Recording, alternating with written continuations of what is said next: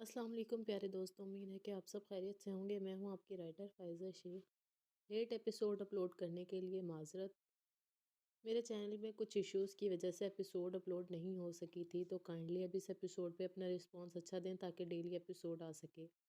Jeep में बैठे सब ताज़ा हवा सांसों में भरते सरशार से खुशगपियों में मसरूफ़ थे।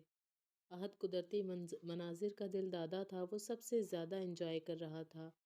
कुछ नई नई मोहब्बत का खुमार था जो फ़िलहाल तो एक तरफ़ा था। उसकी बेचैन निगाहें बार बार भटक कर दीदारे यार कर रही थी। निशा उसकी निगाहों से पजल होती खुद में सिमटी जा रही थी। मेहरून ट्राउज़र पर पीच रंग का कुर्ता पहने वो अहद के दिल के तार छेड़ रही थी। मीर हातिम ने झील के पास पहुंचकर जीप रोकी थी। सब बारी बारी उतर चुके थे। अहद कैमरा लिए एक तरफ चल दिया। शहरयार ने गाड़ी से सामान उतार कर हाथ झाड़े। तभी उसकी नज़र खरगोशों के पीछे भागती निशा पर पड़ी।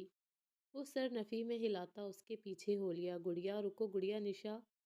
उसके चीख के पुकारने पर वो उछल कर पलटी। शहरयार को देखकर वो सहम सी गई। अपनी कल की हरकत, फिर रात को अहद की धमकी याद आते ही उसके दिमाग ने खतरे की घंटी बजाई थी। कहीं उसने भाई को बता तो नहीं दिया। वो सोचों में गुम शहरयार तक चली आई। जहाँ सब बैठे हैं तुम भी वहीं बैठोगी, अकेले कहीं नहीं जाओगी, वरना मैं हातिम भाई को तुम्हारी शिकायत लगाऊंगा। उसके धमकी देने पर वो हल्की फुल्की हो गई, यानी खतरे की कोई बात नहीं थी। वो एकदम रिलैक्स हुई। अरे मैंने क्या किया है, मैं सिर्फ खरगोश देखने ही तो आई थी। वो मैंने देख लिए हैं, चले अब। आपकी बातों ने काफी वक्त जाया कर दिया है, सब हमारे लिए परेशान हो रहे होंगे। वो हाथ हिला हिलाकर बोलती शहरयार को मुस्कुराने पर मजबूर कर गई। ये उसका दिया एतमाद ही था। जो निशा उसे कुछ भी कह देती थी वो उसे साथ लिए सबकी जानिब चल दिया। कि झील के पानी में जबरदस्त हरकत हुई। लहरें ऊपर की जानिब उठी थी तो कुछ उछलकर वापस पानी में गुम हो गया। शहरयार चौकन्ना हुआ था। कोई आबी जानवर है शायद, चलो यहाँ से। यहाँ ठहरना खतरे से खाली नहीं। निशा को ठिठक कर रुकते देख उसने वजाहत की, मगर वो नहीं सुन रही थी। वो आंखें छोटी किए पानी को घूर रही थी, जैसे उसके अंदर का हाल जानने की कोशिश कर रही हो। निशा चलो। मगर निशा होती तो चलती। वो करीब पड़े पत्थर को उठाने की कोशिश कर रही थी। ये क्या कर रही हो तुम, वो नासमझी से कहते उस तक आया। मेरी मदद करेंगे, पानी में फेंकना है। वो उसकी हैरानी को खातिर में न लाते हुक्म दे रही थी। दोनों ने मिलकर वो भारी पत्थर उठाया था। 2 मिनट रुके। वो गौर से मुसलसल हरकत करते पानी को देख रही थी। चलें। शराब की आवाज़ से पत्थर पानी में गिरा और हलचल तेज हो गई। लम्हे भर को शहरयार खौफजदा सा हुआ, मगर निशा किसी फिल्म के ट्रेलर की तरह पानी की सतह को घूर रही थी। कुछ लम्हों में वहां गहरा सकूत छा गया। हलचल मचाती लहरों के दायरे से दूर होते चले गए। शोर की आवाज़ सुनकर सब उस तक आ गए थे। क्या हुआ है, ये शोर कैसा था, यहाँ क्या कर रहे हो तुम दोनों? जैसे सवालात माहौल में गूंज रहे थे। निशा दाएं जानिब चलती झील के किनारे तक पहुंच चुकी थी। मीर हातिम ने आगे बढ़कर उसे रोकना चाहा तो शहरयार ने उसका बाजू थाम लिया। हातिम ने उलझ कर शहरयार की जानिब देखा तो वो नफी में सर हिला रहा था। निशा एक जख्मी आदमी को पानी से निकालते बेहाल हो रही थी। वो 19 साल कमज़ोर लड़की थी, जख्मी आदमी 35 साल जवान मर्द था। मेरी मदद करें, वो दूर से चिल्लाई। शहरयार और अहद ने उसकी मदद की। उस आदमी का पाँव जख्मी था। डॉक्टर अहद उसे जीप से फर्स्ट एड बॉक्स लाकर इब्तदाई ट्रीटमेंट देने लगा। मीर हातिम गहरी निगाहों से सारे मंजर को खामोशी से देख रहा था। झील की दूसरी जानिब गलती से पानी में गिर गया था।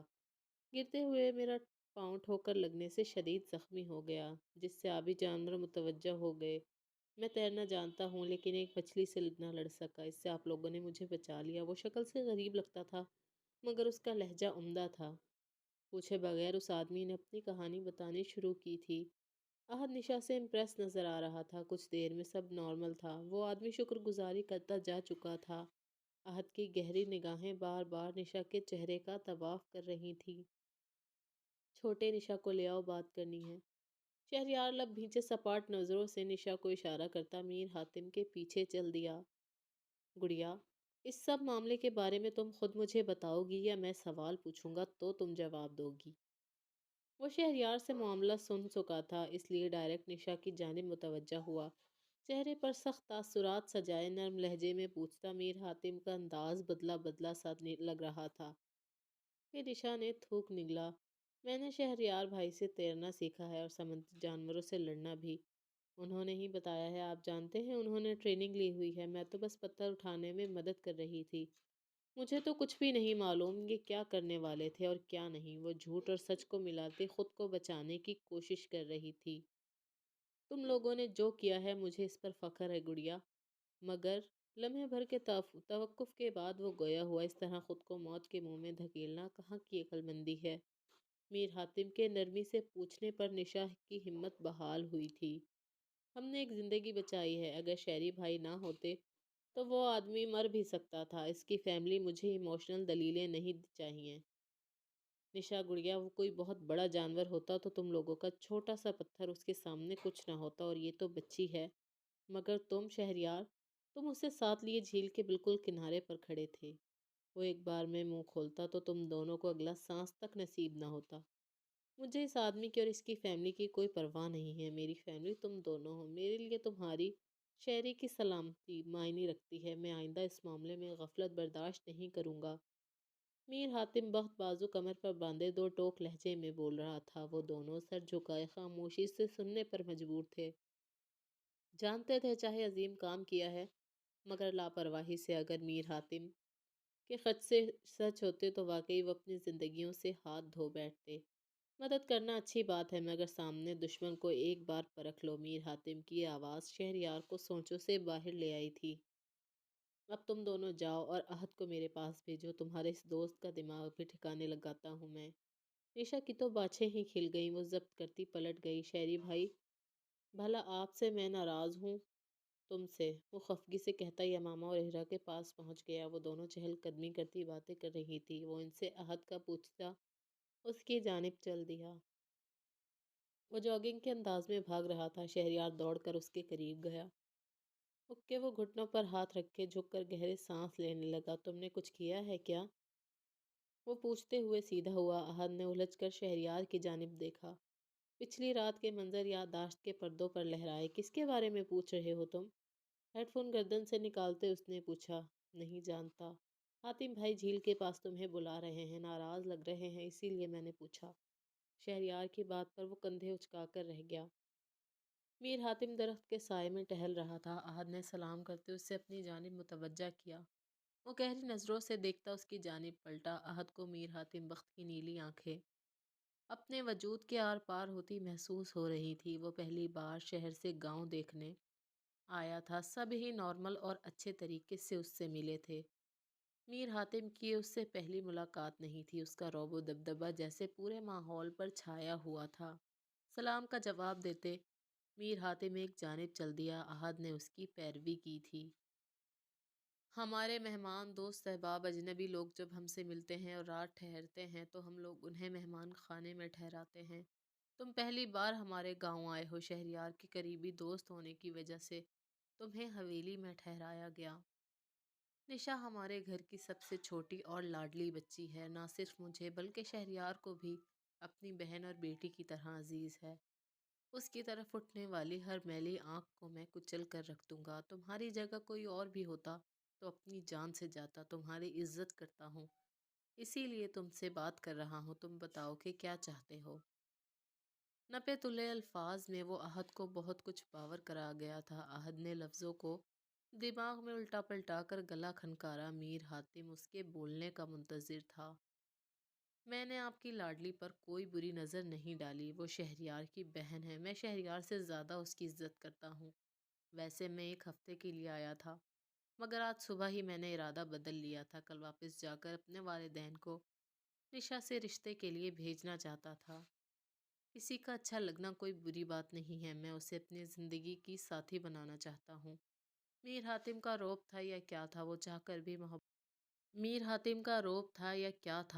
کر بھی محبت کا لفظ استعمال نہیں کر سکا تھا۔ اس کی جگہ اچھا لگنا کہہ دیا۔ نشا کو معلوم ہے یہ سب؟ میر حاتم نے ضبط کرتے غصے سے پوچھا۔ نہیں، میں نے بتایا نا آپ کو کہ میں اسے اپنی عزت بنانا چاہتا ہوں، دونوں خاندانوں کی رضامندی سے۔ مگر آپ کو کیسے علم ہوا جس کے بارے میں ہم بات کر رہے ہیں؟ وہ اس سب سے لا علم ہے۔ ahad اس کی جتنی بھی عزت و احترام کرتا ہو نشا کو نہیں کھو سکتا تھا۔ پہلی نظر میں ہی وہ اس سے محبت کر بیٹھا تھا، اسی لیے نڈر ہو کر وہ ہر بات کا ترکی بترکی جواب دے رہا تھا۔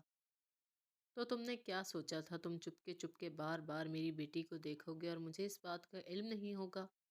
سارا راستہ میں جس طرح ضبط کرتا آیا ہوں یہ میں ہی جانتا ہوں۔ آخری بات پر ahad دلکشی سے مسکرا دیا۔ پھر میر حاتم نے ابرو اچکائے تھے۔ کیا پھر؟ وہ الجھا۔ میں اپنے والدین کو بھیج دوں؟ یہ بات پوچھتے ہوئے اس کا دل سہما ہوا سا تھا۔ اگر میر حاتم نے انکار کر دیا تو اس سے آگے وہ سوچنا بھی نہیں چاہتا تھا۔ نشا کی معصومیت نے جس طرح اسے جکڑا تھا وہ لاکھ کوششیں کر کے بھی اس کی محبت سے فرار نہیں ہو سکتا تھا۔ بھیج دو، میں نے شہریار سے رات میں ہی تمہارے بارے میں بات کر لی تھی۔ اس نے ہر طرح سے میری تشویق کر دی تھی۔ سالہ ڈرامے باز۔ ahad نے دانت کھچکھچائے۔ میر حاتم کی پیشانی پر بل پڑے۔ کیا کہا تم نے؟ میر حاتم کا غصیلا لہجہ اود آیا تھا۔ کچھ نہیں حاتم بھائی، وہ رشتے میں میرا سالہ بننے والا ہے نا، بس یہی سوچ رہا ہوں۔ سر کے پچھلے حصے پر ہاتھ پھیرتے وہ زبردستی مسکرایا تھا۔ چند لمحوں بعد پرسکون جھیل اور اطراف کا جنگل شہریار اور ahad کی چیخوں اور ہنسی سے گونج رہا تھا۔ بھرپور دن گزار کر وہ شام کو واپس آئے۔ واپسی پر سارا گاؤں گھومتے ان سب نے بہت انجوائے کیا تھا۔ البتہ اب ahad اپنی نگاہوں پر پہرے باندھے ہوئے بہت محتاط تھا۔ دونوں جاگیرداروں کی نظروں کی زد میں وہ خود کو بے بس محسوس کر رہا تھا۔